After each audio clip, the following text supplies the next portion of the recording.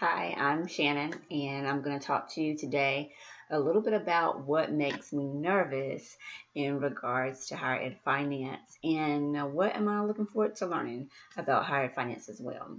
So, for me, to be honest, I want to learn more about the difference between higher ed institutions that are private versus public, as well as similarities. Often we talk about the price difference, but is there anything that actually make the two different types of institutions similar when it comes to finance? So those are things that I'm interested in.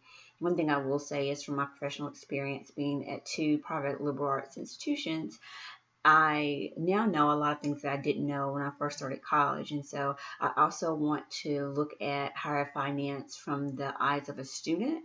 So maybe looking at things that students may not know going in and maybe ways to educate them about it before they actually choose what institution they want to attend. When looking at undergraduate students, one of the things that I have learned from our readings is that it's actually hard to measure. Of course, the ultimate goal is for students to actually graduate and to find a good paying job.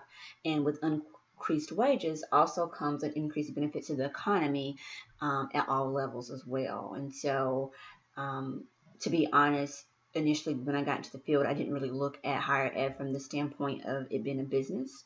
I looked at it as just as providing a service to students and then being consumers. As I became more seasoned in the field, I realized that when you're working at college universities, that you have to look at it from a business standpoint.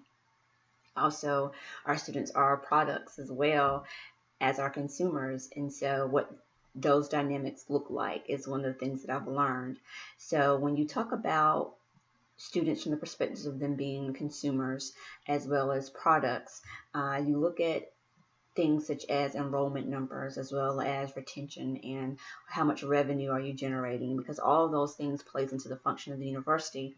And along with those things are some imaginaries, as they were called in the articles, which are things that I did not maybe not initially knew when I first got into the field, but definitely learned along the way. And so some of those things are: one, the business aspect of it; two, ranking and competition. So of course, with private institutions, typically equates to higher tuition, and depending on the school and the history of the school, that also can mean that they are one of the best schools maybe in the region or best schools in the country for a specific major or maybe overall. And that comes with a lot of ranking and competition, which also links to how much money maybe is donated from outside sources as well. And when looking at outside sources, it comes to the third imaginary, which is communications and partnerships. And so not only from a local level, but also from a global level, what does that look like? So whether it's a study abroad program, maybe an exchange program, or maybe just another company, maybe wanting to partner with the university, those things are important as well. And that has become quite popular in the last 15 to 20 years in higher ed. When looking at higher ed today, one of the things that also pops out is innovation and creativity. And a lot of that, I would like to say, is linked to also global partnerships as well. For me, something that also stood out was the difference between the public good and public goods. And so plural public goods is looking at intentional benefits, things that are non-excludable.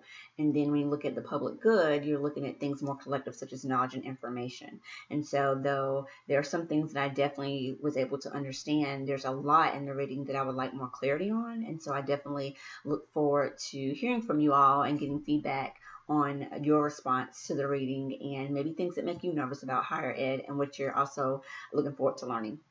Thanks.